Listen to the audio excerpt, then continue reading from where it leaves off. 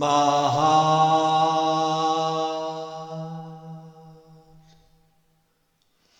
Satguru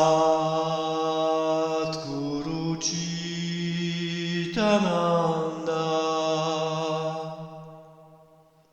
Akhanda Swarupa Namah Shivaya.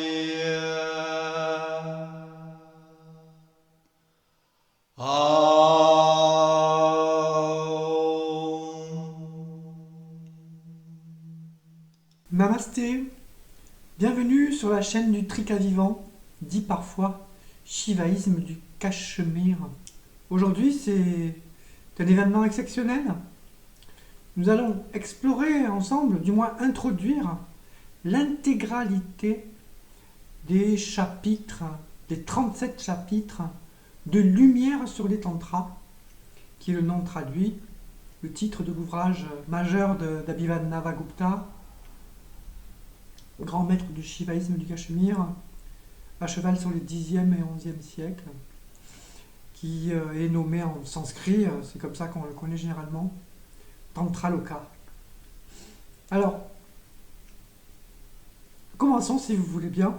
Il s'agit d'une introduction, bien entendu, du chapitre premier, la distinction entre les états de conscience liés à la connaissance. Alors, nous plongeons au cœur du Tantraloka. Il commence par des invocations puissantes, rendant hommage à la conscience suprême, Bhairava, et à son énergie créatrice, la Shakti. Il salue également la lignée des maîtres qui l'ont précédé, reconnaissant que sa propre compréhension découle de leur sagesse transmise. L'ignorance, nous dit Abhinavagupta, est la racine de notre sentiment de séparation et du cycle de transmigration. Mais cette ignorance n'est pas une simple absence de savoir. C'est une connaissance limitée, fragmentaire, qui nous fait percevoir la dualité là où il n'y a que l'un. La libération ou moksha n'est donc rien d'autre que la manifestation de notre propre nature essentielle, qui est pure conscience.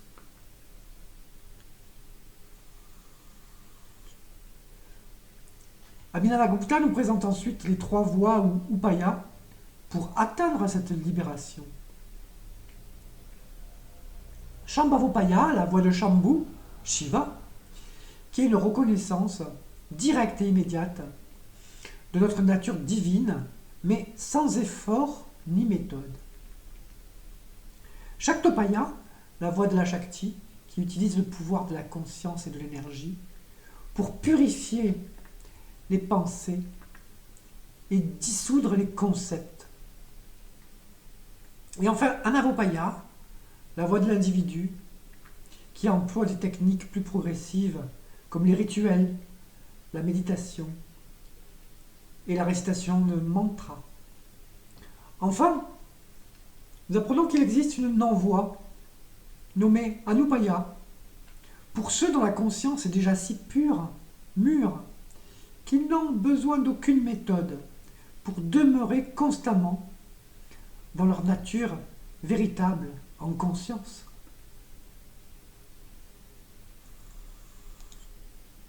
Ainsi, ce premier chapitre pose les fondations de tout l'édifice du Tantraloka, en nous montrant finalement que la libération n'est pas à être à atteindre, mais à reconnaître. C'est un retour à notre essence, une célébration de la conscience qui est déjà là, en nous et en tout. Chapitre 2, présent, la voie de la connaissance sans effort, Anupaya. Alors après avoir exploré les différentes voies dans le premier chapitre, Abhinavagupta, l'auteur, nous plonge maintenant dans la plus élevée et la plus mystérieuse d'entre elles, Anupaya, la non-voie ou voie sans moyen, Qu'est-ce que cela signifie une voie sans voix? C'est le chemin de la reconnaissance spontanée, un éveil instantané à notre nature divine, qui est pure conscience. Cette voie n'est pas pour tout le monde, du moins pas tout de suite. Elle est destinée à ceux qui possèdent une maturité spirituelle exceptionnelle, ou, après avoir préalablement élagué, ôté tous les obstacles. Elle est pour celles et ceux qui ont été touchés par la grâce la plus intense de Shiva, une grâce qui déchire instantanément tous les voiles de l'ignorance. Dans l'Upaya, il n'y a pas de technique, pas de rituel, pas de méditation progressive. Pourquoi? Parce que tout effort pour atteindre la conscience suprême renforcerait l'idée que nous en sommes séparés. Or, nous sommes déjà cette conscience. L'éveil se produit par une simple parole du maître, un regard ou une intuition fulgurante qui révèle cette vérité. C'est comme se souvenir soudainement de qui l'on est après une longue amnésie ou un coma. Abhinavagupta nous explique que pour un tel être, la libération n'est jamais un but à atteindre, mais une réalité déjà présente, simplement à reconnaître, et même, dans ce cas, reconnue. C'est le chemin de la pure immanence, où chaque perception, chaque pensée, chaque sensation est immédiatement reconnue comme une vibration de la conscience unique. C'est même une adéquation entre immanence et transcendance. Ce chapitre nous invite à contempler la possibilité d'un éveil sans effort, un abandon total à la grâce divine qui révèle notre nature véritable en un instant. C'est le sommet de la voie tantrika, un rappel que la destination ultime n'est autre que notre point de départ.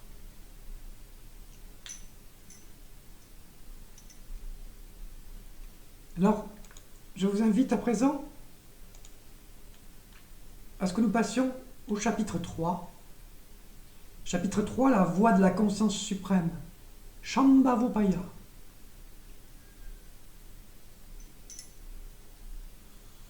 Dans ce troisième chapitre, Abhinavagupta nous guide vers Shambhavopaya, la voie de Shambhu, c'est-à-dire la voie de Shiva, qui a beaucoup de noms différents. Si Anupaya était la reconnaissance instantanée, sans aucune méthode, Shambhavopaya est la voie de la pure conscience, une approche subtile qui nous invite à nous établir dans notre nature essentielle par un acte de volonté et de reconnaissance, bien entendu. Comment fonctionne cette voie? Elle repose sur le principe que tout ce qui existe n'est qu'une manifestation de la conscience suprême. Il n'y a donc rien à rejeter, rien à purifier, mais tout à reconnaître comme étant le soi. La pratique de Shambhavopaya consiste à demeurer dans un état de conscience non conceptuel, nommé Nirvikalpa, avant même que la pensée ne se forme. C'est l'attention portée à l'instant initial, à la vibration première, spanda, d'où émerge toute expérience et tout objet. Imaginez un moment de surprise ou d'émerveillement. Dans cette fraction de seconde, avant que le mental n'étiquette l'expérience, il y a une ouverture, une pure présence. Shambhavopaya nous apprend à cultiver cet état, à revenir encore et encore à cette source silencieuse mais vivante et vibrante. Il n'y a pas d'objet de méditation, pas de mantra à répéter. Le seul objet est la conscience elle-même, si on peut dire, et ce n'est pas un objet, c'est le sujet, qui se saisit d'elle-même. Ainsi, c'est la voie du lâcher-prise radical, absolu. En cessant de s'identifier aux pensées, aux émotions et aux perceptions, l'élève se fond dans la lumière de la conscience qui les éclaire. Il réalise que le monde n'est pas extérieur à lui, mais une danse vibrante au sein de sa propre conscience.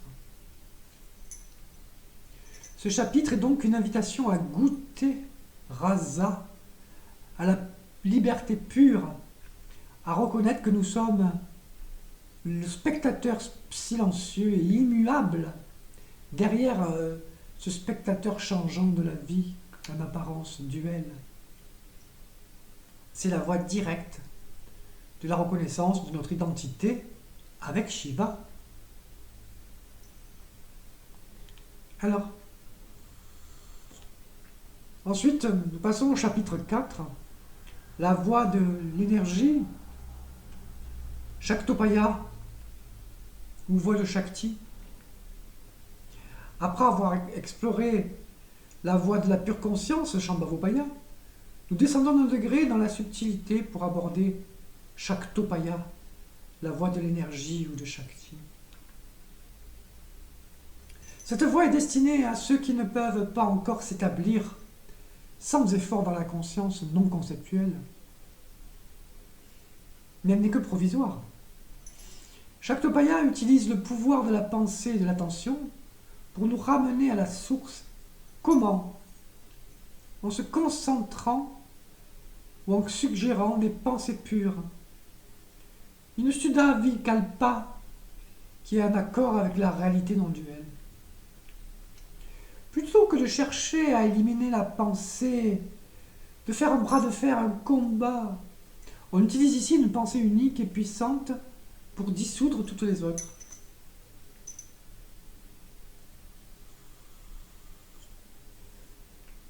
Par exemple, l'élève peut méditer intensément sur cela. Je suis la conscience suprême, Bhairava.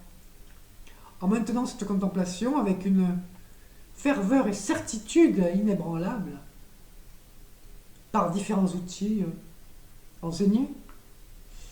Cette pensée unique absorbe progressivement toutes les autres pensées limitées et les identifications à l'ego.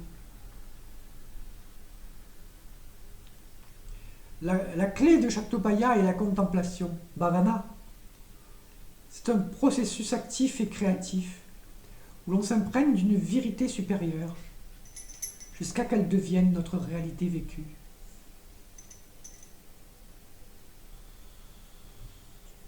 La répétition d'un mantra, la visualisation d'une divinité ou la concentration sur le flux du souffle sont des pratiques qui peuvent être associées à cette voie.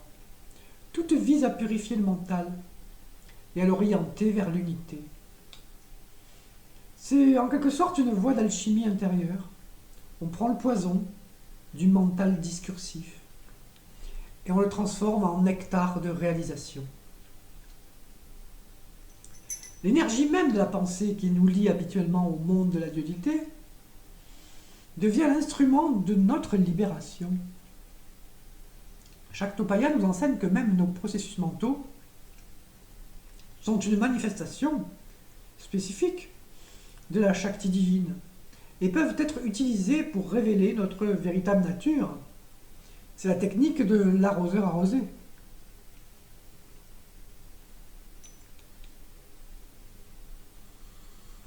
Alors, passons au chapitre 5 à présent. La voie de l'individu, Anavopaya.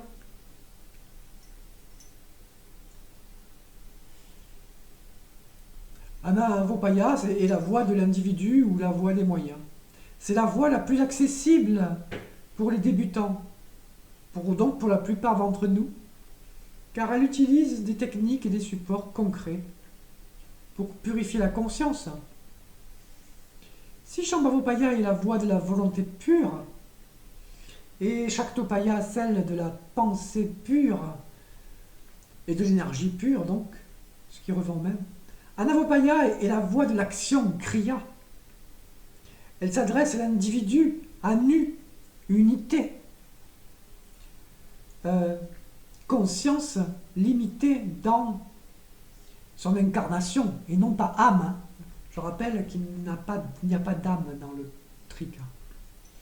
Elle s'adresse donc à l'individu qui se perçoit encore comme limité et séparé. Cette voix ne rejette pas cette perception, mais va l'utiliser comme point de départ. Quels sont les moyens utilisés dans la Navopaya? Abhinavagupta en détaille plusieurs. Non exhaustivement, ici, ils sont pour la plupart classiques. Le souffle, prana, à travers diverses techniques de pranayama spécifiques, le pratiquant apprend à contrôler, à calmer le flux de son énergie vitale, à concentrer, à récupérer de l'énergie vitale. Ce qui a un effet direct sur l'apaisement du mental et sur sa forme, dans le sens de sa santé, ce qui est un corollaire.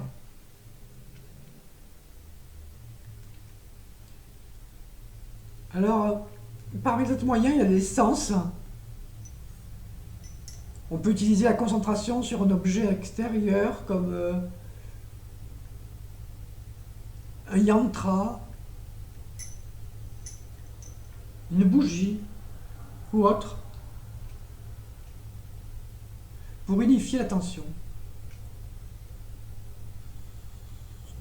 Il y a aussi les mantras qui sont la répétition de sons sacrés permettant de focaliser l'esprit et d'invoquer des énergies subtiles qui purifient la conscience. Il y a les rituels et les visualisations. Les pratiques rituelles comme les offrandes, puja, aident à cultiver une attitude de dévotion et de bhakti et à transformer la perception du monde profane en espace sacré, etc. Ce n'est pas exhaustif. L'objectif de toutes ces techniques, c'est ça qu'il faut savoir, est de stabiliser le mental et de le rendre apte à percevoir la réalité suprême.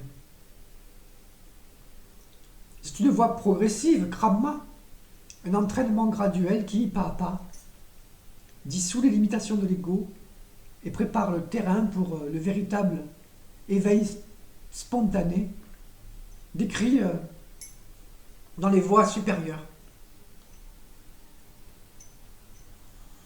Ainsi, Anavopaya, la plupart du temps, est la fondation sur laquelle tout l'édifice de la pratique tantrique est construit. Si vous le voulez bien, nous allons passer maintenant au chapitre 6, la mesure du temps, Kala Tattva. Alors, dans ce 6e chapitre, nous entrons dans un sujet fascinant et fondamental, la nature du temps. Abhinavagupta nous révèle une perspective radicalement différente de nos conceptions habituelles du temps, comme une ligne droite qui s'écoule du passé vers le futur. Dans la vision tantrika, le temps n'est pas une réalité extérieure et indépendante. Il est une puissance de la conscience suprême. Une puissance, c'est-à-dire une Shakti, qui n'est pas une déesse, qui a pour fonction de séquencer, de diviser, d'ordonner la manifestation. Le temps est donc ce qui permet à l'unité indivisible de paraître comme une multiplicité et une succession d'événements. Abhinavagupta explique dans ce chapitre que le véritable agent du temps, c'est le sujet percevant. C'est notre propre conscience qui, en se limitant, crée l'expérience du passé, du présent et du futur.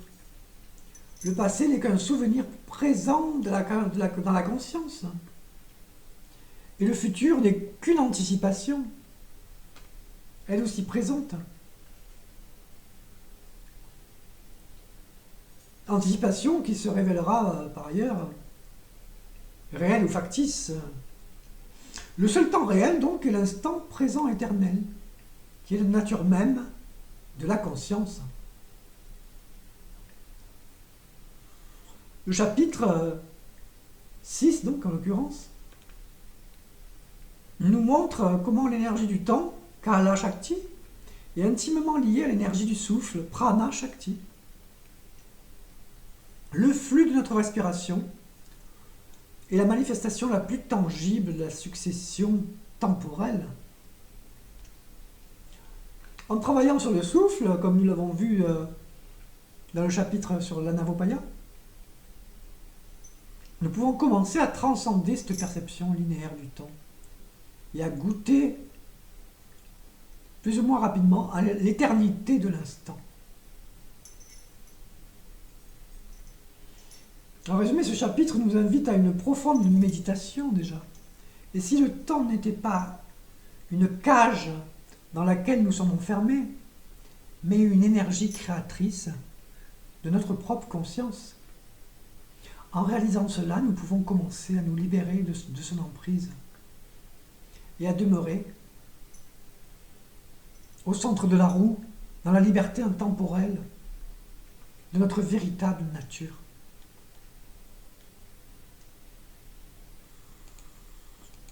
Chapitre 7 à présent. La manifestation des roues de l'existence.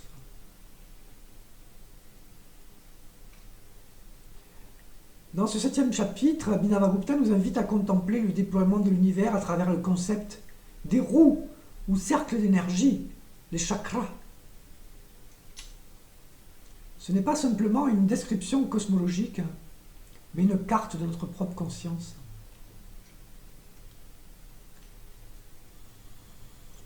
Ce chapitre explique comment la conscience suprême, Shiva, se manifeste en une multitude de plans d'existence et d'expériences à travers ses pouvoirs, les Shaktis.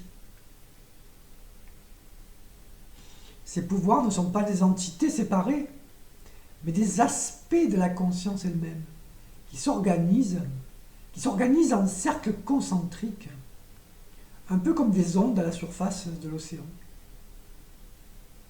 Au centre de tout se trouve le sujet absolu, Bhairava, ou Shiva, si vous préférez. Certains diront Brahman.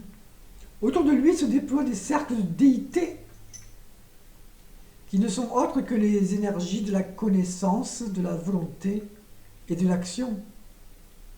Isha, Gnana, Kriya.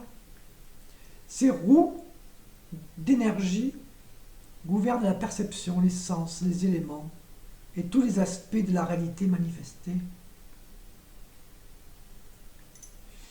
Alors, dès lors, ce que ce chapitre nous révèle de manière profonde, c'est que l'univers entier, avec sa complexité et sa diversité, est une projection structurée de notre propre conscience, puisque la conscience est une. Les chakras ne sont pas seulement dans le cosmos, ils sont aussi en nous, dans notre incarnation. Le macrocosme et le microcosme sont un miroir l'un de l'autre. Dès lors, comprendre la manifestation des roues, c'est comprendre comment nous créons notre réalité à chaque instant. C'est réaliser que nous ne sommes pas simplement des spectateurs passifs de l'univers, mais les centres mêmes d'où il émane. C'est une invitation à reconnaître le jeu divin des énergies qui dansent en nous et autour de nous.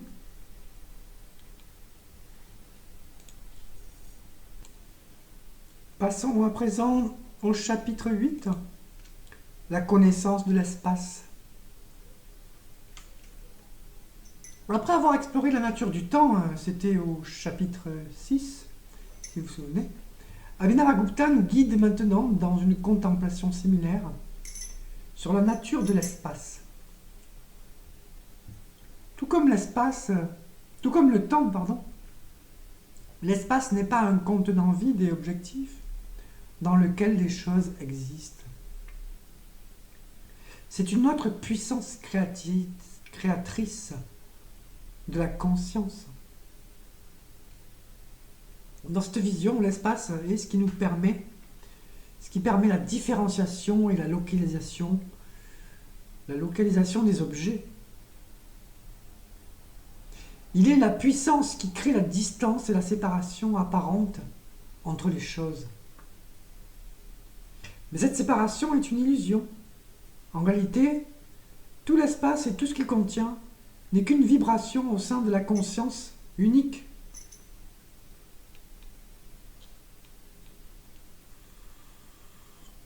Abhinavagupta décrit une hiérarchie d'espace, allant du plus grossier au plus subtil.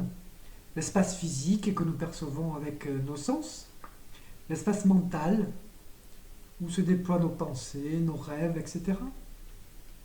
Et finalement, l'espace infini et sans limite de la conscience pure.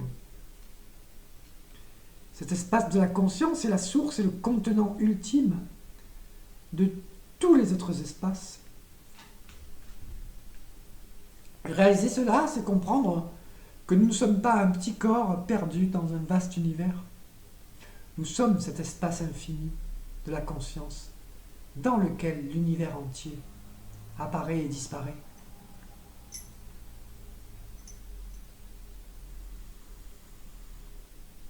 La pratique suggérée par ce chapitre est de déplacer notre attention de l'espace extérieur vers l'espace intérieur. En méditant sur l'espace entre deux pensées, ou l'espace du cœur, nous pouvons faire l'expérience directe de cet espace de la conscience, qui est notre véritable nature, paisible, illimitée, et pleine de toutes les possibilités.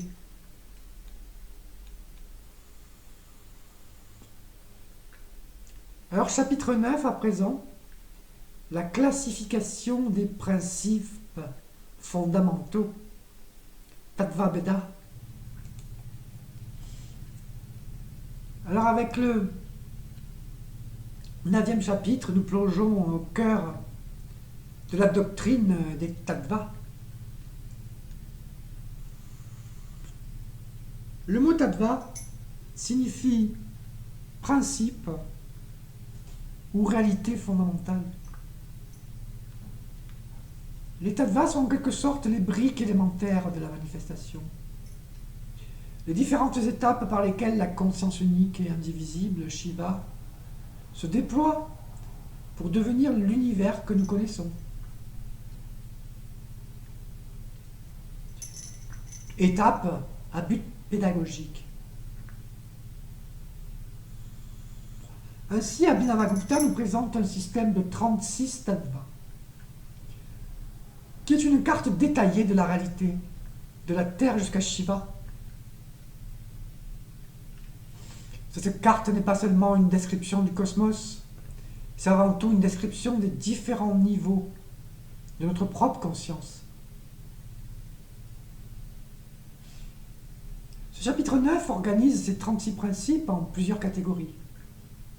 Il y a les tattvas purs, ou 5 premiers niveaux, supérieurs, entre guillemets, qui décrivent l'expérience de l'unité. Ils incluent Shiva et Shakti. Shiva, la pure conscience, et Shakti, son énergie créatrice. Ainsi que les niveaux où une première notion de ceci et de je apparaît, mais toujours dans un sentiment d'unité.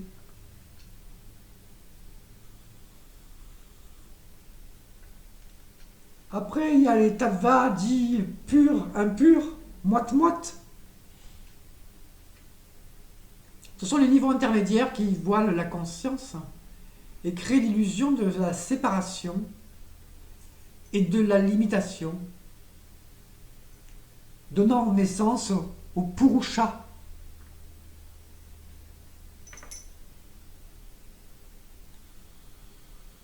Et enfin, les tattvas impurs, entre guillemets, parce que rien n'est à rejeter. Ce sont les 24 derniers principes qui constituent le monde de l'expérience ordinaire, on pourrait dire, incluant le mental, les sens, et les 5 éléments, terre, eau, feu, air et terre. Donc comprendre cette hiérarchie, qui en fait, on verra qu'il n'y en est même pas une, ce n'est pas seulement un exercice intellectuel, C'est un outil qui aide à la libération.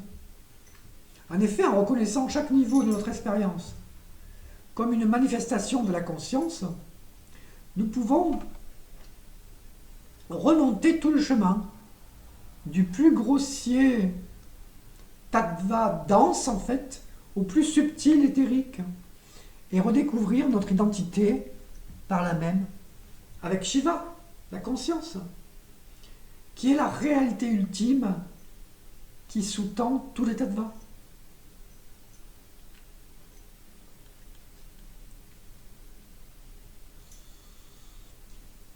Alors le chapitre 10 continue avec les tattvas.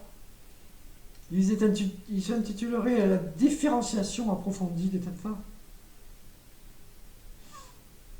Dans le chapitre précédent, nous avons en effet découvert la carte des 36 tattvas, les principes de la réalité. Dans ce 10e chapitre, Abhinavagupta approfondit cette vision et nous offre une analyse encore plus fine de la manière dont ces principes interagissent et se différencient. Alors, ce chapitre peut sembler technique, mais son but est toujours, comme tout dans le Tantraloka, est profondément libérateur. Il s'agit de déconstruire notre perception ordinaire du monde pour en révéler la racine, la nature divine. Abhinavagupta insiste donc sur les distinctions subtiles entre les différents niveaux de la manifestation.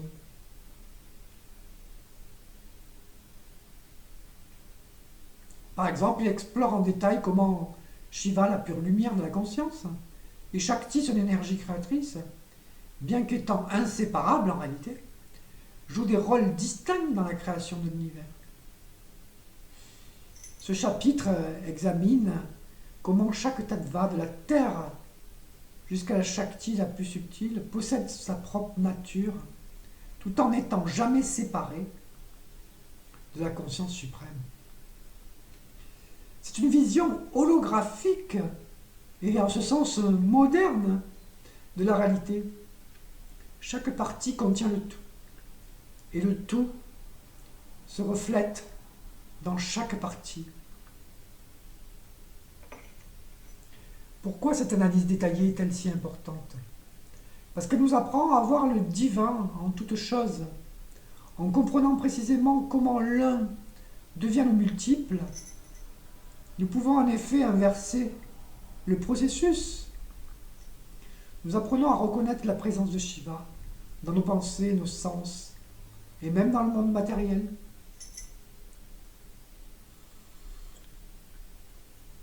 Ce chapitre est donc une invitation à développer une nouvelle vision, une vision pénétrante, la vision de Shiva, une sagesse qui ne se contente pas d'affirmer que tout est un, mais qui voit comment tout est un.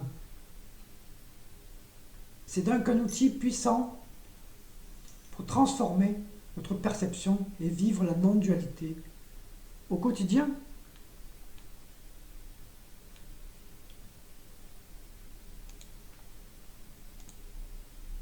Alors passons, si vous voulez bien, au chapitre 11, les voies subtiles et les pratiques spécifiques. Alors après avoir cartographié la réalité à travers les 36 tattvas, Abhinavagupta nous ramène maintenant à la pratique concrète avec ce 11e chapitre. Ce chapitre explore en détail en effet les différentes voies, advan, de la manifestation, qui sont aussi des chemins de retour vers la conscience. Il ne s'agit plus seulement de comprendre les principes tattva, mais de les parcourir, de les utiliser activement par la méditation. Et Abhinavagupta décrit des pratiques avancées pour intégrer la conscience individuelle, entre guillemets, dans la conscience universelle. Il met l'accent sur des techniques spécifiques liées aux différentes voix, comme les phonèmes, les mantras, ou la voix des mondes, Chaque son, chaque mot, chaque niveau de réalité est vu comme une porte d'entrée vers l'absolu. Par exemple, le pratiquant peut méditer sur la séquence de lettres de l'alphabet sanskrit en réalisant que chaque phonème est une vibration créatrice issue de la conscience universelle. En remontant ce chemin sonore, il dissout son être limité dans le son originel, le nada. Ce chapitre est donc un bréviaire, un guide pratique pour l'alchimiste spirituel. Il nous montre comment utiliser les éléments mêmes de notre expérience, le langage, la pensée, la perception du monde, comme des supports de méditation pour réintégrer le cosmos en nous et nous fondre dans la réalité suprême.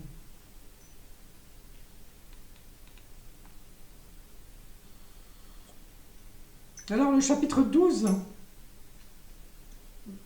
traite du rôle de l'initiation, Diksha. Jusqu'à présent, nous avons exploré les voies et les principes fondamentaux de la non-dualité. Mais comment un chercheur entre-t-il concrètement sur ce chemin? Et le 12e chapitre nous en révèle une clé, l'initiation ou Diksha. Alors attention tout de suite, pour Abhinavagupta, l'initiation n'est pas une simple cérémonie formelle. C'est un acte de transmission spirituelle puissant. Un moment où la grâce divine, s'écoulant à travers le maître, vient purifier l'élève aspirant. Le mot Diksha lui-même signifie ce qui détruit les impuretés, les liens du karma, et ce qui donne la connaissance divine. Ce chapitre explique que l'initiation est essentielle. L'initiation comprise au sens du trika, du tantraloka, car elle opère à un niveau subtil que les efforts personnels seuls ne peuvent atteindre généralement. C'est un processus énergétique qui dissout les nœuds karmiques accumulés et qui éveille la conscience du disciple à sa propre nature intrinsèque. Dès lors, Abhinavagupta, dans ce chapitre, décrit différents types d'initiation. Certains impliquant des rituels complexes, d'autres étant beaucoup plus subtils ou simples, comme une simple parole ou un regard du maître. En fait, la forme de l'initiation dépend de la maturité spirituelle de l'élève, disciple. En essence, la Diksha est la plantation d'une graine de libération dans le cœur du disciple. C'est le début d'une transformation profonde qui, nourrie par la pratique et la dévotion, le conduira inévitablement à la pleine reconnaissance de son identité avec l'absolu. C'est interactif. Quoi qu'il en soit, sans cette transmission vivante qui relie le disciple au gourou authentique, les enseignements, aussi profonds soient-ils, restent purement intellectuels et stériles.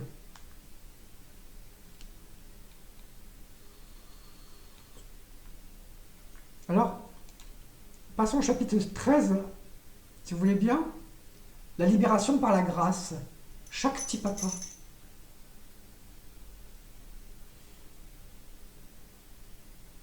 Nous arrivons à un point culminant du Tantraloka, la nature de la grâce divine ou Shaktipata.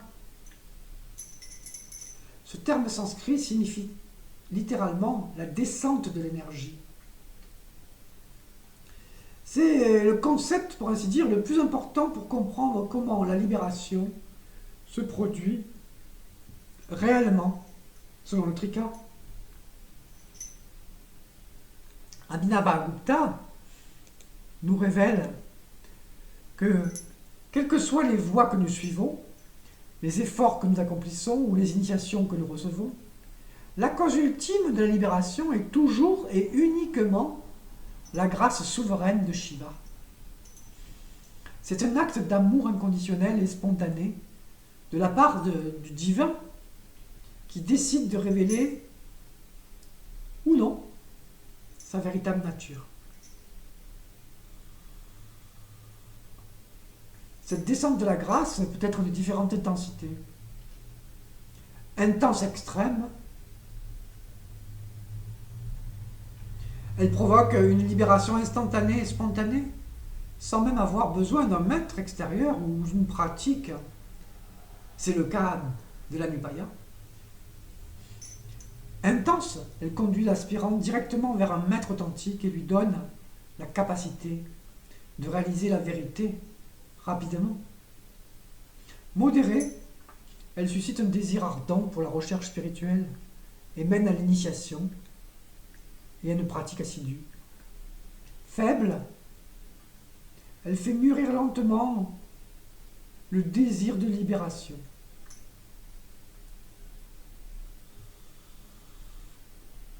Alors ce chapitre nous invite aussi à une profonde humilité. Il nous montre que notre quête spirituelle n'est pas initiée par l'ego, mais par un appel de la grâce elle-même. Certes, l'effort personnel est nécessaire pour préparer le terrain, mais c'est la grâce, tel un terreau avec de l'engrais, qui fait fleurir la graine de l'éveil. En fin de compte, la libération est un don. C'est la reconnaissance que le chercheur, le chemin et le but sont tous des manifestations de cette unique conscience divine qui joue le jeu de se cacher et de se retrouver. C'est l'ultime abandon à la volonté de Shiva.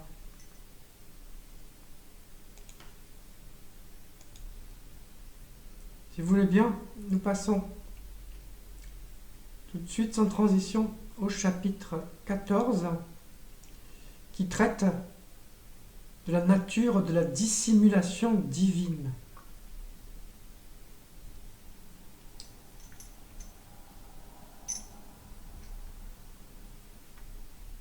Alors,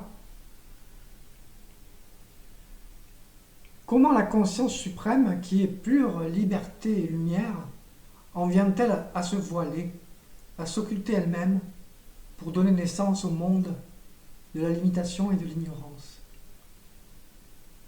Abhinavagupta nous explique que ce voile n'est pas une chute ou un accident, mais un acte libre de Shiva lui-même, par sa propre volonté souveraine. Le Seigneur joue à interagir avec la limitation et les fruits des actes. Cette dissimulation n'est donc pas une perte de sa nature, mais une manière de se manifester, sans cela il ne pourrait pas, à travers les cycles infinis de création, de maintien et de dissolution. Car pour rester un, il doit passer par Shakti, qui elle se divise. Lui, Shiva, jamais.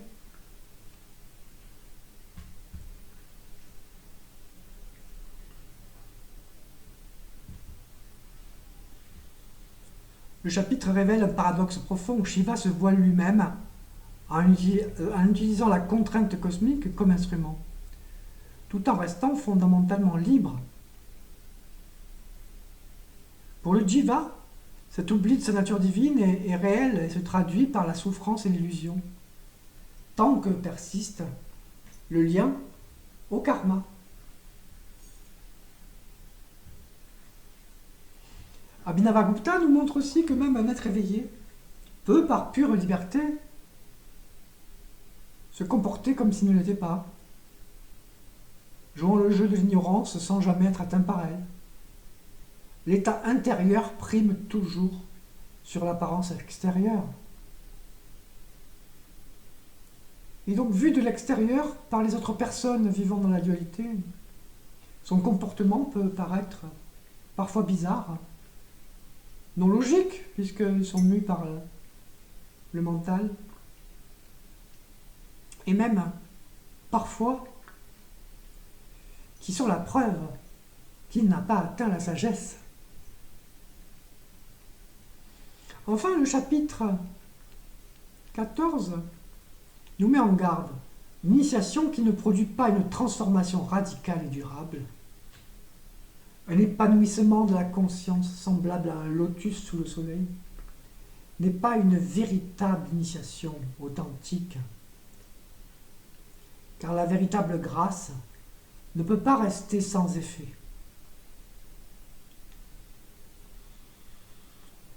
Ce chapitre nous invite donc à voir l'ignorance et la dissimulation, non pas comme notre ennemi, mais comme une puissance de Shiva lui-même, un jeu de cache-cache cosmique, si vous voulez, dont la finalité est la reconnaissance joyeuse de notre propre nature divine. C'est le terrain qui le permet. C'est un don.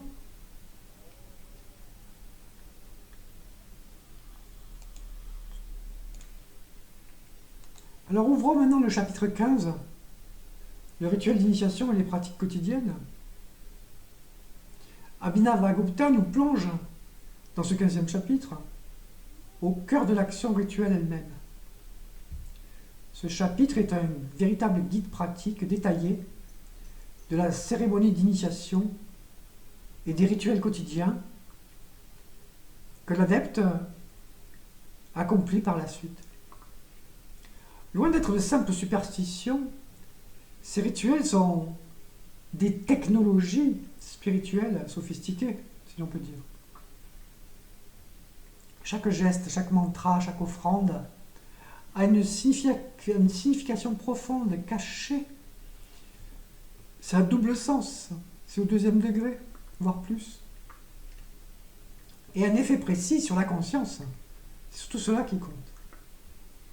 Abhinavagupta décrit les étapes de la puja qui consistent à reconnaître le divin en soi-même et dans l'univers.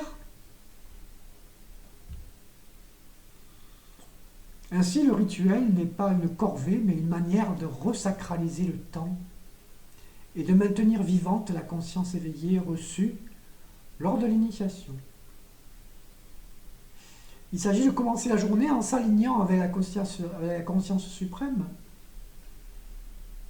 de transformer tout acte ordinaire comme manger ou se laver en acte de dévotion et de conclure la journée en réintégrant tout dans la source. Ce chapitre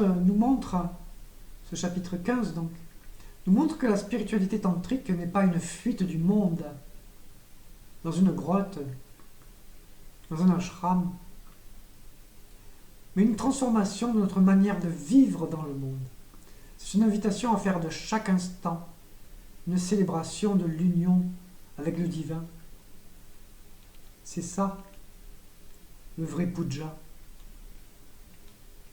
Les rituels sont les outils qui nous aident à nous souvenir de qui nous sommes, encore et encore, jusqu'à que ce souvenir devienne notre état naturel et permanent.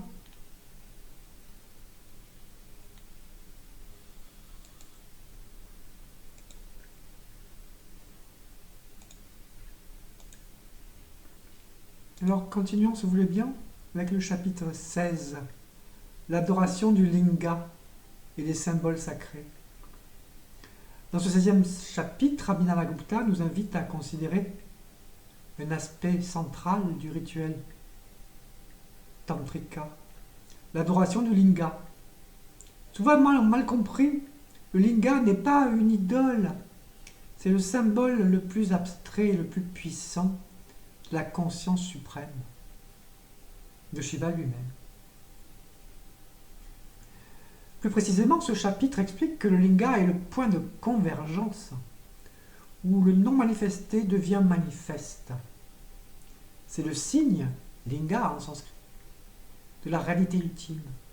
L'adorer, ce n'est pas vénérer un objet en pierre ou autre, mais reconnaître et honorer la présence de Shiva en tant que source de toute création.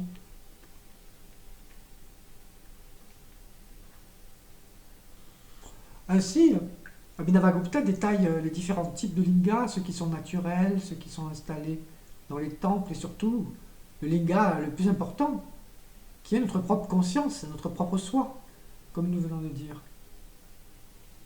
Le rituel extérieur d'adoration du linga est en réalité un miroir, une technique pour nous aider à reconnaître et à vénérer le divin qui réside en nous.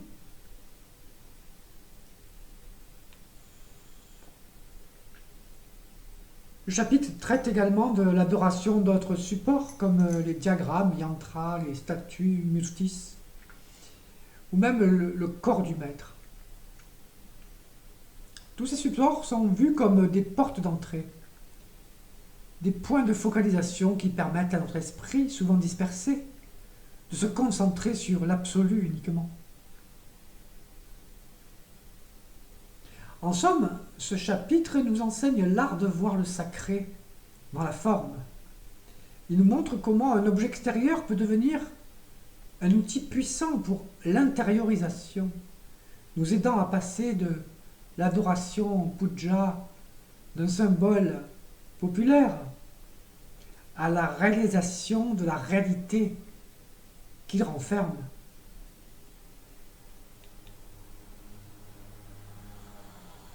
Alors le chapitre 17 traite de l'initiation des absents et même des défunts. Il révèle la compassion et la puissance extraordinaire de la voie tantrika. Il traite en effet d'un sujet particulier, la possibilité de l'initiation diksha pour ceux non seulement qui ne sont pas physiquement présents, mais même aussi pour ceux qui ont déjà quitté ce monde.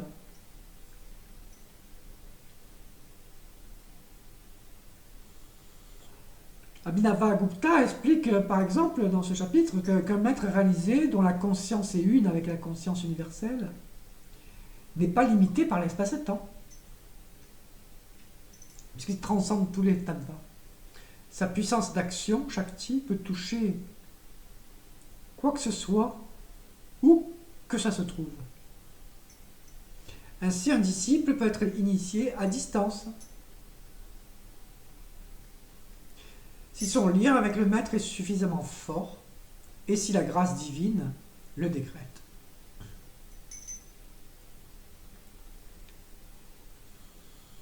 Donc plus étonnant encore, le chapitre décrit les rituels d'initiation post-mortem. Ces rituels ne sont pas de la magie. Ils visent à purifier les impressions karmiques résiduelles.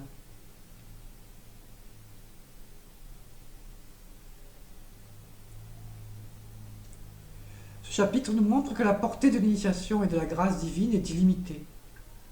Par ces quelques exemples, il transcende les barrières du corps physique et de la vie terrestre. C'est un témoignage de la profonde interconnexion de toutes les consciences relatives et de la possibilité de libération qui est offerte à tous en toutes circonstances par la puissance et bonté infinie de Shiva.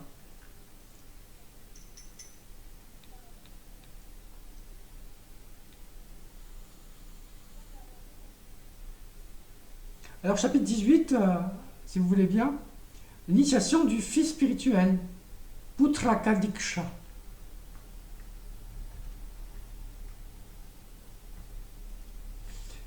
Ce chapitre 18 nous introduit à une forme d'initiation particulière, intime, celle du Putraka, le fils spirituel. Ce n'est pas une initiation ordinaire, mais celle réservée à un disciple à maturité, et même destiné à devenir lui-même le maillon de la chaîne de transmission, le futur maître.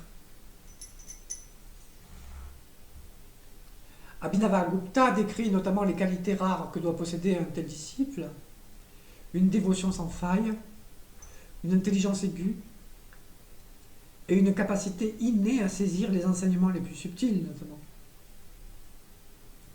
Le maître, reconnaissant ce potentiel, lui accorde une initiation spéciale qui non seulement le libère, mais lui confère aussi l'autorité et la capacité d'initier les autres à son tour. Ainsi, le rituel du Putraka Diksha est particulièrement puissant. Il transmet l'essence même de la connaissance et de l'énergie du maître au disciple, faisant de lui son véritable héritier spirituel en quelque sorte. C'est un acte de confiance et de responsabilité immense, assurant la pérennité d'une lignée, parampara, et la pureté des enseignements.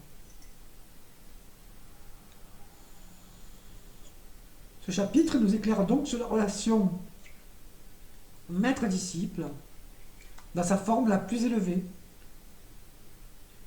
Ce n'est pas une simple relation d'enseignant à élève, mais une fusion spirituelle de cœur à cœur, où le maître se réplique en quelque sorte dans son disciple, garantissant que la lumière de la connaissance continuera à briller pour les générations futures.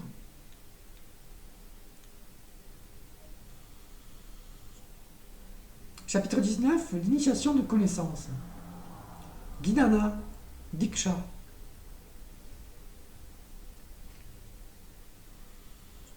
Alors voilà, avec ce chapitre, nous explorons une forme d'initiation encore plus subtile. L'initiation par la connaissance. Si les chapitres précédents décrivaient des rituels impliquant des actions physiques et des supports externes, celui-ci nous révèle une voie de purification purement intérieure. En effet, la Gnana Diksha est une initiation qui se produit entièrement au niveau de la conscience, en raison de son objet. Elle est précisément destinée à l'aspirant dont l'intellect est déjà aiguisé et qui a une grande capacité de contemplation. Pour lui, la transformation ne nécessite pas de rituel extérieur élaboré. La purification se fait par une prise de conscience directe des principes de la réalité, les tattvas. Guidé par l'enseignement du maître, le disciple médite sur la nature de son propre être. Il contemple comment sa conscience, par un processus de limitation progressive, s'est identifiée de façon erronée aux 36 tattvas de la terre jusqu'à son ego, puis par un processus inverse, il dissout mentalement chaque niveau d'identification, remontant en quelque sorte l'échelle cosmique jusqu'à réaliser son unité avec Shiva. C'est un rituel purement mental, une alchimie de la conscience, où la compréhension profonde, gnana, agit comme un feu qui brûle les impuretés et les limitations. Ce chapitre nous montre que pour l'adepte avancé, la connaissance elle-même est le plus puissant des rituels. C'est une invitation à comprendre que la véritable transformation se produit lorsque notre vision du monde et de nous-mêmes change radicalement.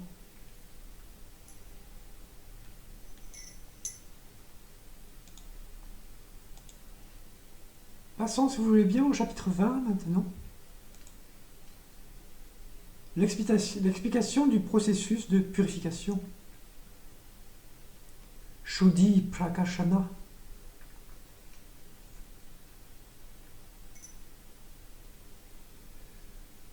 Abhinavagupta détaille dans ce chapitre 20, avec une précision d'horloger, comment le maître guide le disciple dans la purification de sa conscience. Ce chapitre est une sorte de manuel technique pour la méditation de dissolution. Il explique comment le maître, par son enseignement, amène le disciple à prendre conscience de chaque niveau de réalité, tattva, en lui, non pas comme une simple idée, une théorie, mais comme une expérience vécue. Puis, il lui enseigne comment, par un acte de conscience pure, dissoudre chaque niveau dans le niveau supérieur qui lui a donné naissance. Imaginez une poupée russe. Le disciple apprend à ouvrir la poupée la plus extérieure, la terre, le corps, pour y découvrir la suivante, l'eau, les fluides, puis la suivante, le feu, la perception, et ainsi de suite, jusqu'à atteindre la poupée la plus intime, la plus centrale, le cœur, qui n'est autre que la conscience pure Shiva. C'est un voyage de retour conscient vers l'origine. Alors Abhinavagupta insiste bien sur le fait que cette purification n'est pas une destruction, n'est pas une mise de côté, n'est pas un abandon, mais au contraire une réintégration. Ainsi, chaque principe est reconnu comme une expression de la conscience et réabsorbé en elle. Ce processus libère l'aspirant de l'identification erronée à son corps, ses pensées, son ego, etc. Lui révélant par là sa nature véritable, vaste, vivante, vibrante, illimitée, éternelle.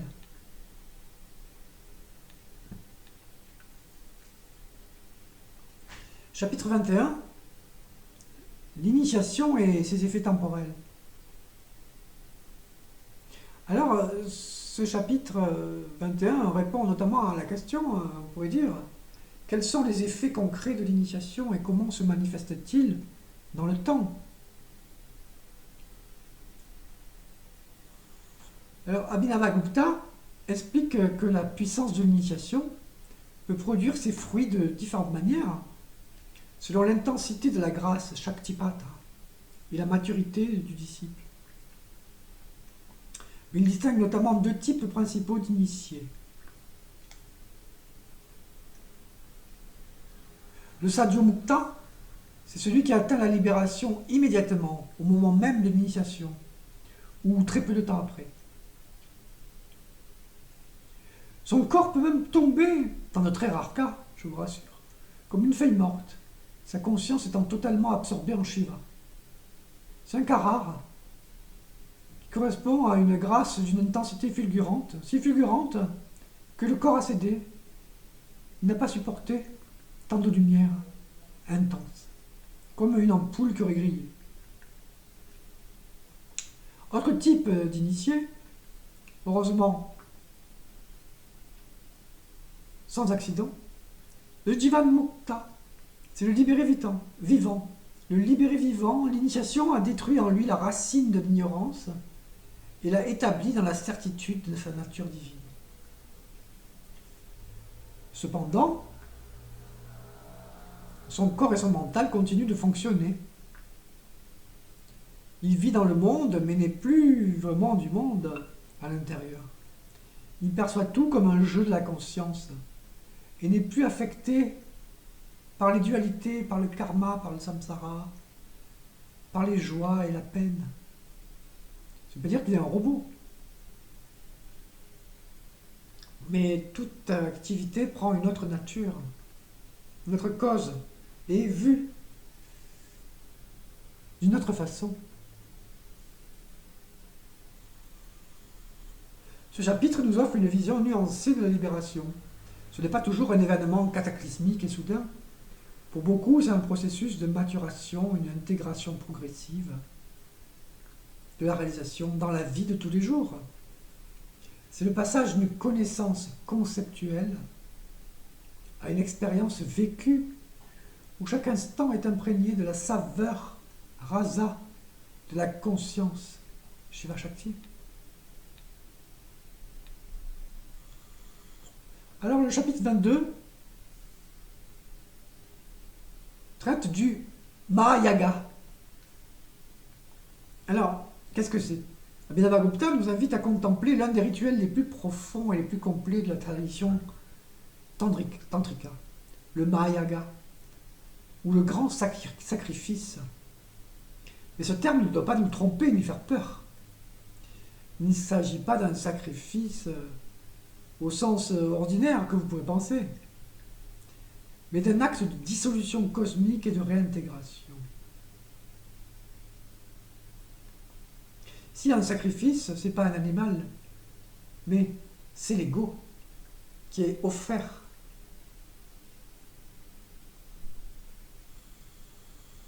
Le Mayaga est un rituel complexe qui symbolise et reproduit l'ensemble du processus de la création et de la dissolution de l'univers.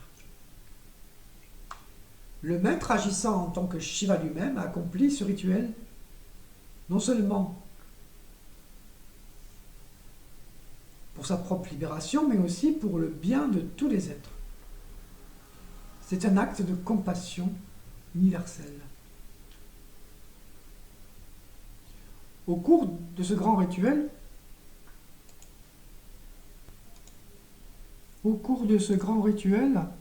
l'officiant utilise des mantras, des visualisations, des offrandes pour invoquer toutes les énergies de l'univers, des plus grossières aux plus subtiles.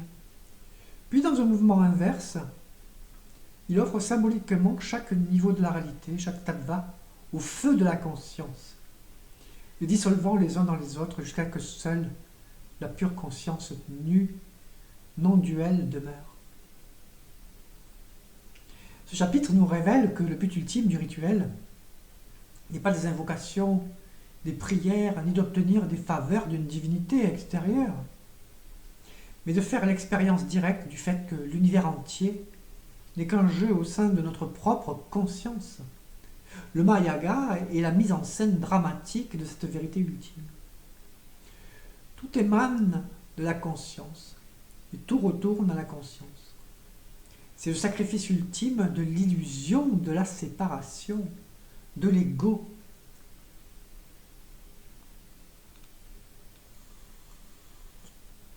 Chapitre 23, le rituel d'oblation. Le Homa est le sacrifice par le feu. Tout comme le grand sacrifice vu précédemment, il s'agit d'une pratique profondément symbolique ici. Le rituel du Homa consiste à faire des offrandes comme du ghee ou du ghee, des grains, des herbes, dans un feu consacré.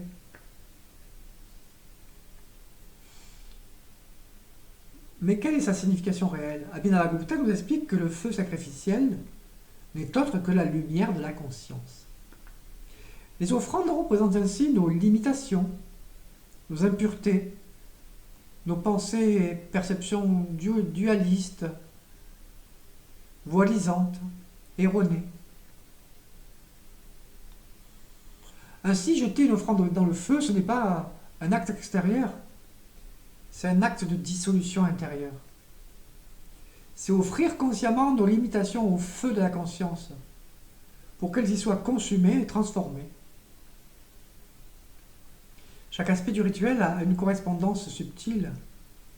L'autel du feu est notre propre corps, le bois est le karma qui nous alimente, et le sacrifiant est la conscience elle-même, qui accomplit le sacrifice de sa propre limitation. Donc le but de ce Homa est tout différent des Védas, auxquels, je le rappelle, le Tantra n'est pas du tout affilié et qu'il rejette. Le but de ce Homa est de réaliser l'unité, en offrant le monde objectif, les offrandes, au sujet, le seul, le feu de la conscience. Le pratiquant dissout ainsi la dualité entre sujet et objet. Il fait l'expérience que tout ce qui existe est une seule et même flamme. C'est une pratique puissante pour purifier l'être et accélérer le chemin vers la réalisation de notre nature divine. Car tout dans le Tantra et dans le Tantra Loka est justifié par ce seul but. Chapitre 24. L'examen des autres traditions.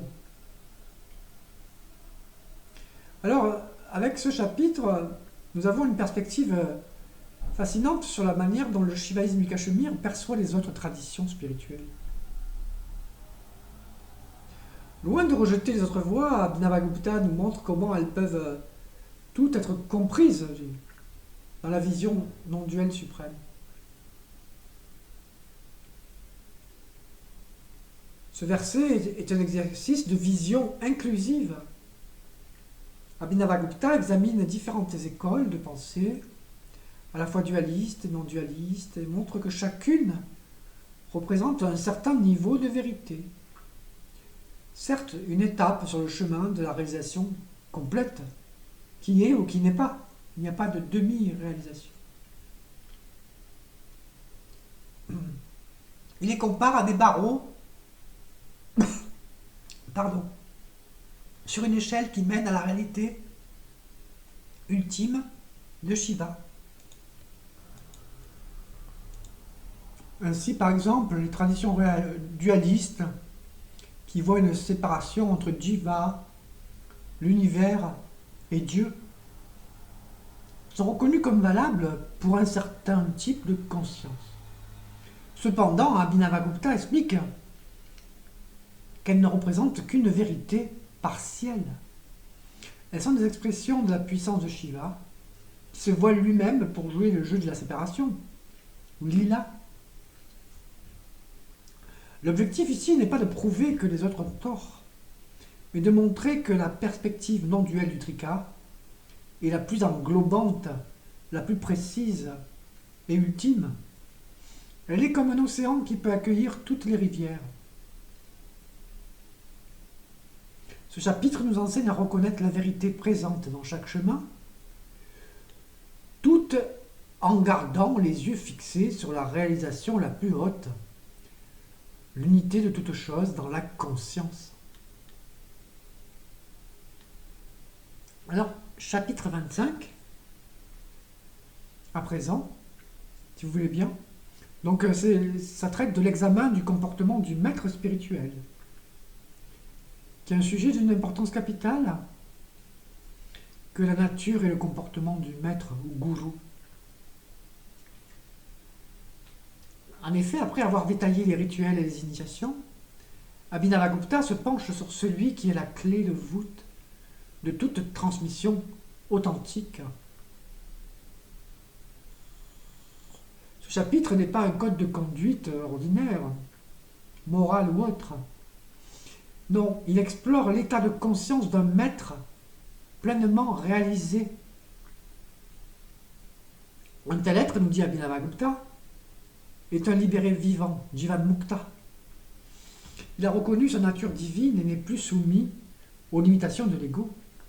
Par conséquent, ses actions ne sont plus dictées par ses désirs ou des aversions personnelles, puisqu'il n'y a plus de personne illimitée.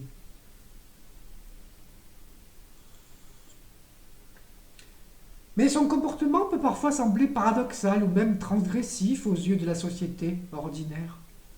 Pourquoi ? Parce qu'il n'agit pas selon les conventions sociales, mais par contre en parfaite harmonie avec la volonté divine, la vibration spontanée de la conscience Spanda. Il est totalement libre intérieurement et extérieurement. Cependant, cette liberté n'est pas anarchie, licence pour le caprice. Le véritable maître agit toujours mu par une compassion infinie, dans l'intérêt des disciples, du monde et de la conscience. Il est le canal pur à travers lequel la grâce de Shiva s'écoule. Ce chapitre nous met aussi en garde donc contre les jugements superficiels. Le véritable critère pour reconnaître un maître authentique n'est pas son comportement extérieur, comme on pourrait croire, mais sa capacité à nous éveiller à notre propre nature divine. C'est un guide qui nous lie, pas à sa personne, s'il est authentique, mais nous libère en nous ramenant à nous-mêmes. Alors le chapitre 26 traite des rituels occasionnels. Ceux qui sont accomplis lors d'événements spécifiques de la vie de l'adepte ou de la communauté.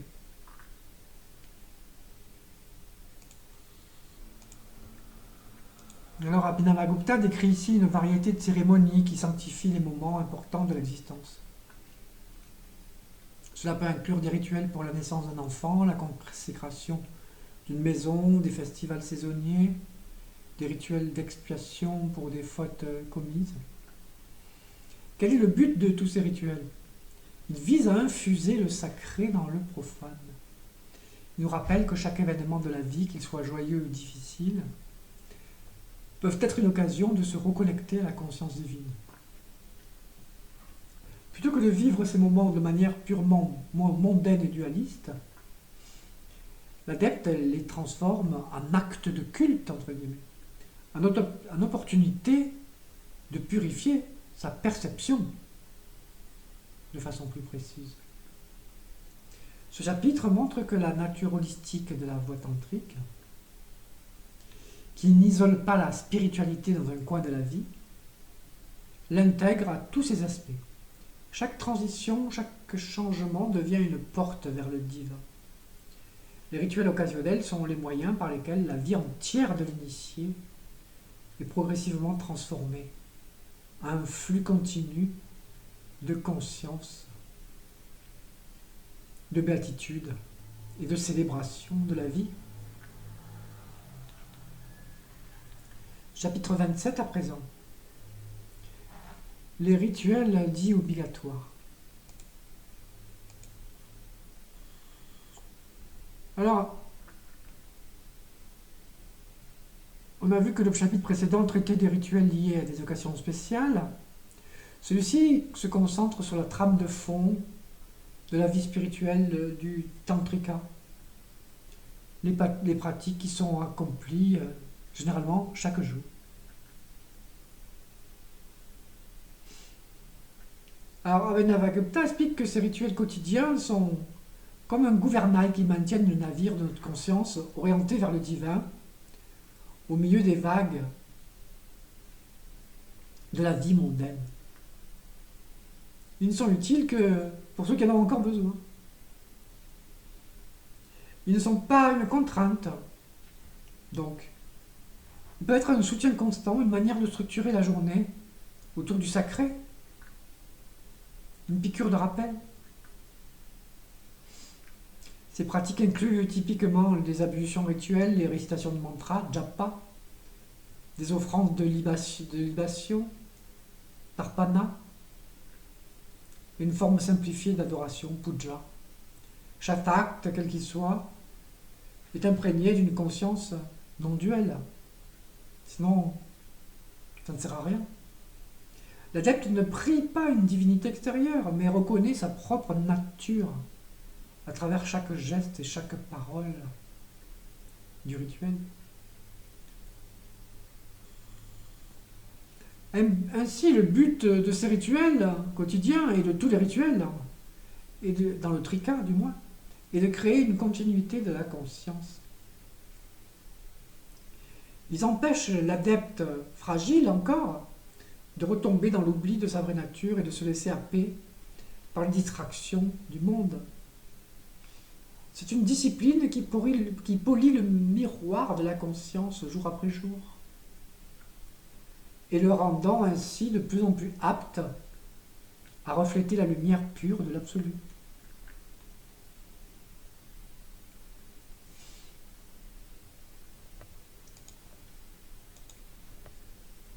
Abordons le chapitre 28 à présent, si vous voulez bien.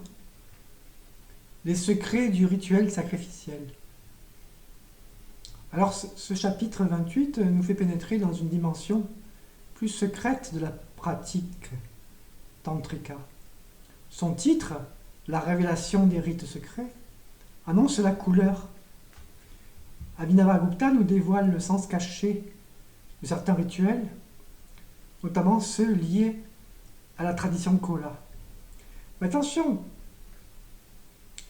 le secret n'est pas dévoilé pour autant, car le dire est différent de le vivre, et il faut atteindre la maturité et la possibilité de les expérimenter pour qu'ils prennent vie. C'est pourquoi les dévoiler verbalement, même ici, dans cette vidéo, non seulement n'atteint pas au secret, mais ensuite, ça reste stérile si on cherche à l'utiliser comme ça. Ça n'aura aucun effet. Pas par punition ou par élitisme, mais parce que le fruit n'est pas mûr.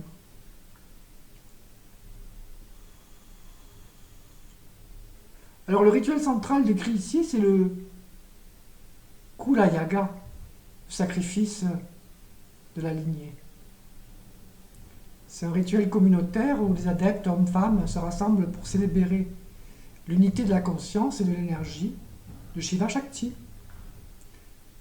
Ce rituel utilise, du moins il nomme, des substances normalement considérées comme impures ou interdites dans la tradition orthodoxe, comme la viande ou le vin.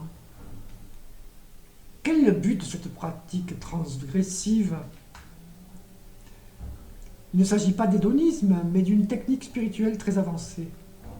En consommant rituellement ces substances, l'adepte apprend à transcender les dualités de pur et d'impur, de permis et de défendu.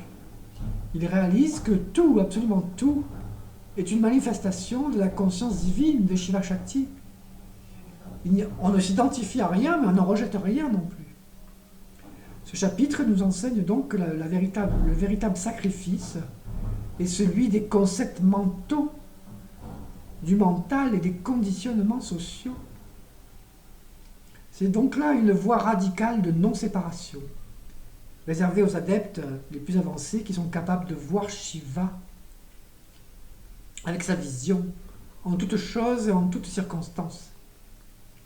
Plaisante, déplaisante, considérée vile ou subtile, mauvaise ou bonne.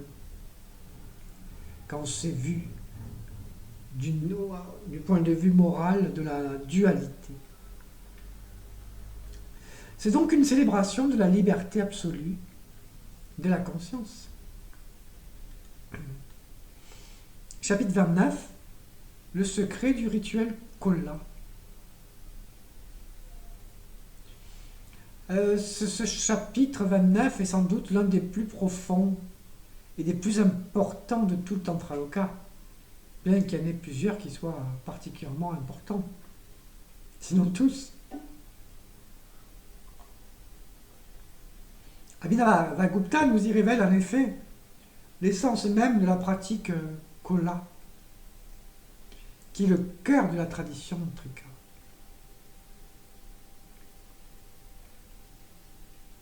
Le terme Kola signifie à la fois famille, mais aussi totalité, corps. Ce chapitre nous en dévoile toutes les subtilités et les dimensions.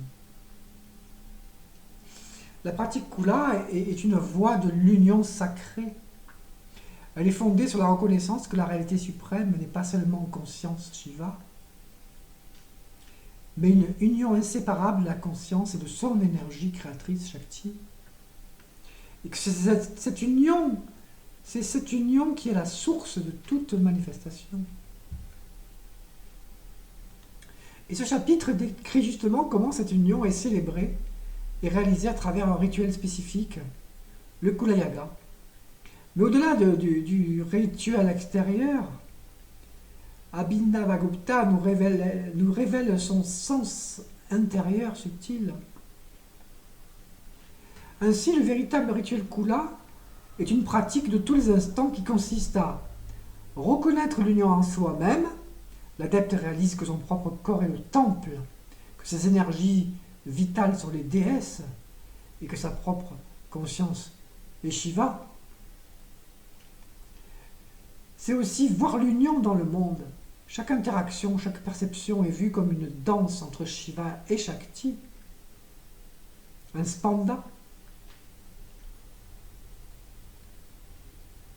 Et célébrer l'union dans la relation. La tradition Kola accorde une place sacrée à la relation entre l'homme et la femme qui sont vues comme les incarnations de Shiva et Shakti, du moins symboliquement. Leur union, lorsqu'elle est vécue dans une conscience sacrée, peut devenir une voie puissante de réalisation. Ce chapitre est l'apogée de la voie non-duelle. Il nous enseigne à ne rien rejeter, à tout intégrer et à faire de notre vie entière une célébration continue de l'union divine qui est au cœur de toute existence. Alors, puisque nous en sommes dans la série des secrets, voici le chapitre 30, la description des mantras secrets. Alors, après avoir exploré les rituels secrets de la tradition Kola, Abhinavagupta nous plonge dans ce 30e chapitre dans l'univers vibratoire des mantras les plus secrets. Les mantras ne sont pas de simples formules ni des prières. Ce sont des formes sonores de la conscience, des expressions directes du divin. Mais ce chapitre va au-delà des mantras utilisés dans les pratiques les plus courantes. Il révèle notamment les bija mantras, les mantras semences, les plus puissants et les plus secrets, qui sont considérés comme l'essence même des divinités, des énergies cosmiques. Ils sont explorés en profondeur. Abhinavagupta nous explique que chaque phonème d'un mantra secret correspond à une vibration spécifique de la Shakti, l'énergie divine. Donc méditer sur ces mantras, c'est s'accorder avec les fréquences fondamentales de l'univers. La pratique correcte de ces mantras, transmise par un maître lors de l'initiation, a le pouvoir de dissoudre les structures de l'ego et de révéler la conscience qui en est la source dans la hiérarchie des mantras les plus puissants et importants, les secrets. Ce n'est donc pas une pratique mécanique, c'est une écoute profonde, une fusion avec la vibration même. Ainsi, le chapitre détaille comment un mantra doit être ressenti à travers tout l'être, depuis le souffle jusqu'au cœur de la conscience. La récitation devient alors une force de transformation alchimique qui éveille les énergies endormies en nous et nous unit au son primordial et même à l'absence de son, la racine de tous les sons, de tout émane.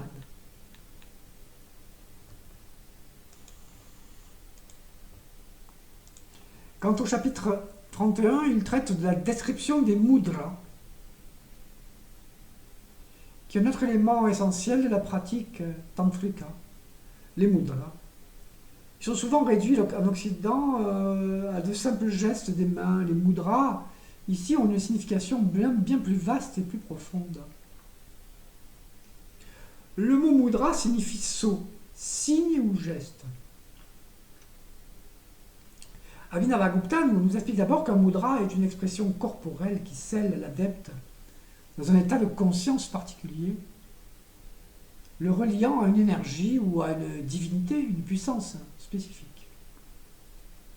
Il ne s'agit donc pas seulement de gestes des mains, mais de postures, de regards et même d'attitudes intérieures qui reflètent et induisent l'unité avec le divin. Ainsi, ce chapitre décrit une variété de mudras, dont certains sont très secrets. Tout se décline autour du Kekari mudra.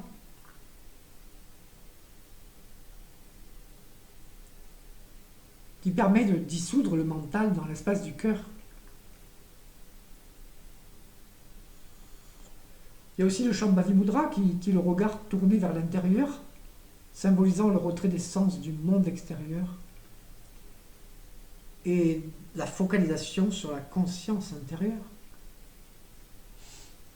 Abhinavagupta insiste sur le fait que le mudra n'est pas une simple gymnastique, c'est l'incarnation physique d'un état spirituel.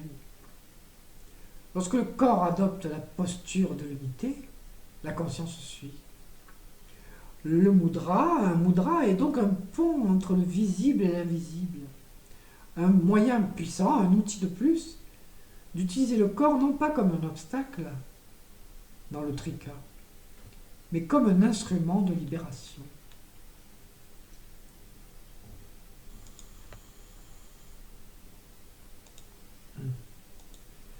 Le chapitre 32 traite de la description du cercle des énergies, Shakti, chakra viveka. Alors, si nous avons déjà vu que l'univers est une manifestation des énergies de Shiva, ce chapitre nous en donne la vision la plus intime et la plus dynamique. Abhinavagupta nous révèle que la conscience suprême n'est jamais seule en pratique. C'est simplement à but pédagogique que l'on décortique tout ça, que l'on divise intellectuellement. Elle est toujours entourée, la conscience suprême, d'un cortège infini de ses propres pouvoirs, les Shaktis. Et ces énergies ne sont ni des dieux, ni des entités séparées, mais les rayons même de la lumière, de la conscience, si vous voulez. Elles sont responsables de toutes les fonctions de l'univers. Donc les principales, la création, le maintien, la destruction, mais aussi le voilement, qu'on a vu dans le chapitre 14, et son corollaire, son opposé, la révélation, la grâce.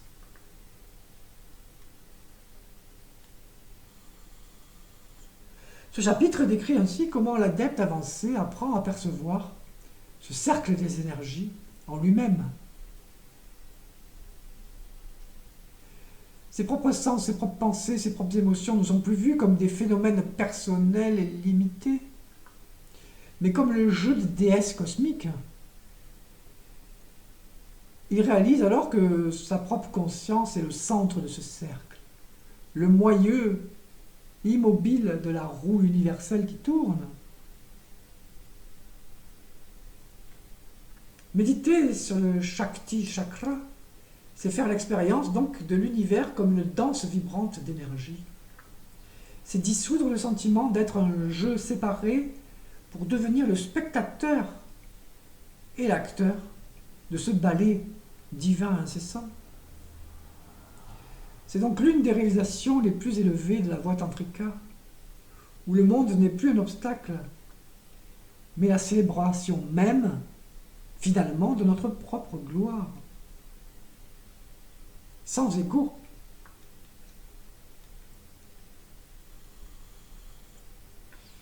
Alors, chapitre 33, à présent, la totalité du rituel.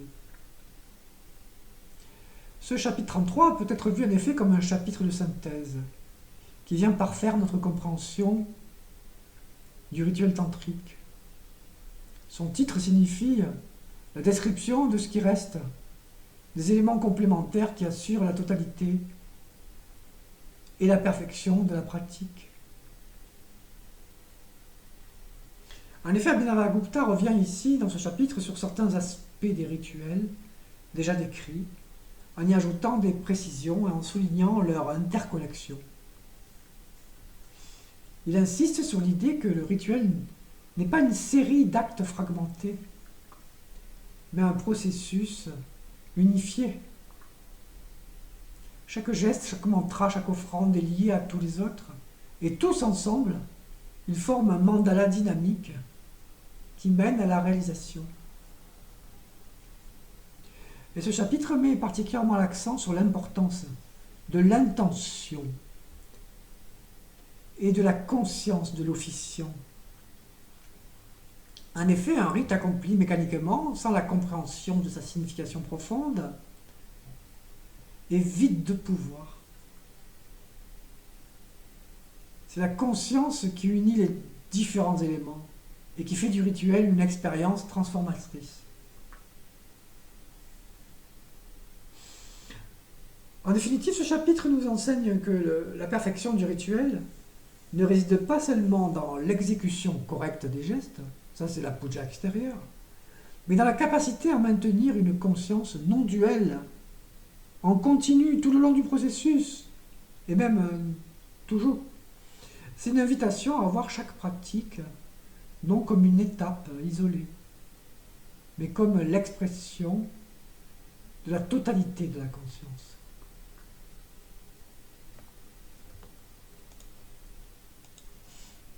Alors nous voilà arrivés au chapitre 34, qui n'est pas le dernier, mais qui s'intitule « La description de ce qui est au-delà ». Anuttara Prakashana.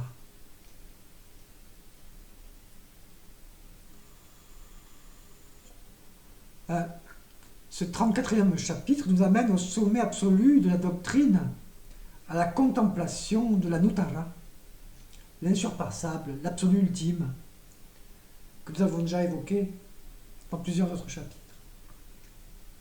Si tout le Tantra Loka nous a guidés sur le chemin du retour, ce chapitre nous fait expressément contempler la destination dans sa gloire, dans son expression la plus pure. Alors, rappelle, qu'est-ce que l'Anuttara?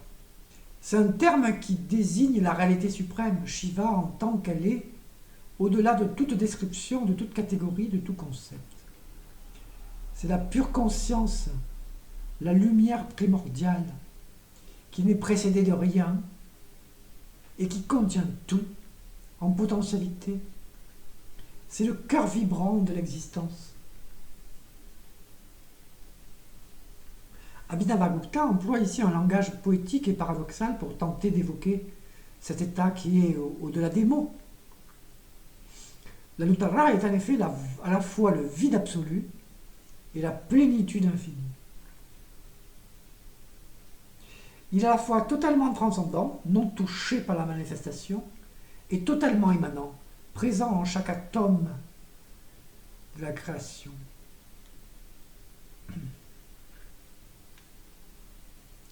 Ce chapitre, comme tous les autres, n'est donc pas une description philosophique ou intellectuelle, mais une invitation à la contemplation directe. Il nous pousse, dans notre dernier retranchement, à abandonner nos derniers concepts, nos dernières béquilles intellectuelles, pour nous fondre, nous abandonner dans cette réalité ultime. C'est le point où toutes les voies convergent et se dissolvent. Réaliser l'Anuttara, c'est réaliser notre nature la plus fondamentale, notre essence naturelle. C'est comprendre que nous ne sommes pas une vague dans l'océan, mais l'océan entier lui-même, infini. C'est le repos final de notre propre immensité, la saveur suprême de la liberté.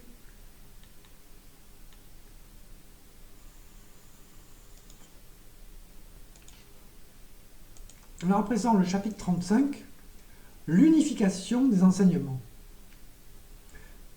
Alors, ce chapitre 35 est une démonstration magistrale de l'esprit de synthèse d'Abhinavagupta. Son titre signifie la réunion des Écritures. Ici, l'auteur accomplit une tâche monumentale, montrer l'unité profonde qui sous-tend la diversité apparente des traditions spirituelles et des textes sacrés. Alors non, Abhinavagupta ne cherche pas à créer un syncrétisme artificiel, de style New Age théosophique. Au contraire, il démontre que les différentes écritures sacrées, les agamas et les différentes écoles de pensée sont comme des facettes multiples d'un même diamant. Chaque tradition met l'accent sur un aspect particulier de la réalité unique, mais aucune ne la possède exclusivement.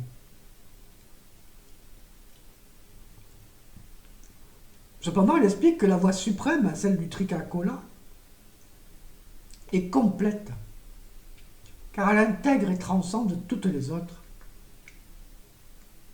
car elle est capable de reconnaître la vérité partielle contenue dans les approches dualistes, tout en les resituant dans la perspective plus vaste de la non-dualité absolue du Trikakola.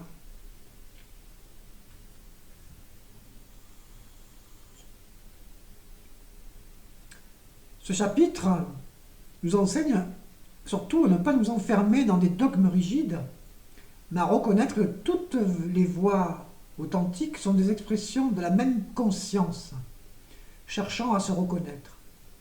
C'est l'ultime affirmation que la vérité est une, même si les chemins pour y parvenir sont truffés d'obstacles et multiples. Alors, chapitre 36, encore sur les Écritures, l'origine et l'essence des Écritures.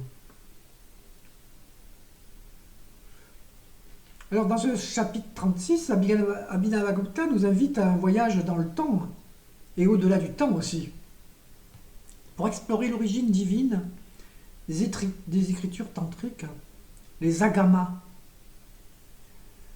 et répondre à la question d'où vient cette connaissance si profonde et si transformatrice. Alors, Abhinavagupta nous explique qu'elle n'est pas une création humaine. Les Écritures sont une manifestation directe de la conscience suprême Shiva. C'est Shiva lui-même qui, mu par une compassion infinie, révèle cette sagesse pour guider les êtres vers la libération. Cette révélation n'est pas un événement unique et historique, mais un processus continu.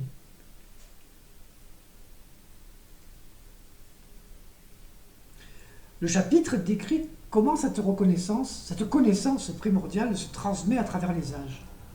Elle descend des niveaux les plus subtils de la réalité, passant par les sages et les maîtres réalisés, Siddha, pour finalement être mise par écrit sous la forme de textes que nous connaissons, lorsqu'ils n'ont pas été perdus.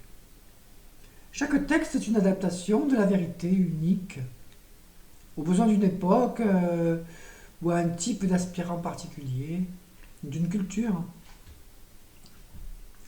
Plus important encore, ce chapitre nous enseigne que la véritable origine de l'écriture n'est pas dans un passé lointain, mais dans notre propre cœur. En effet, le texte sacré ultime est purement et simplement la vibration de notre propre conscience, spanda. Ainsi, lire les Écritures extérieurement est un moyen de nous accorder au sens musical à cette révélation intérieure, de reconnaître la sagesse qui a toujours été présente en nous. Et c'est une invitation à devenir soi-même une source vivante de la tradition.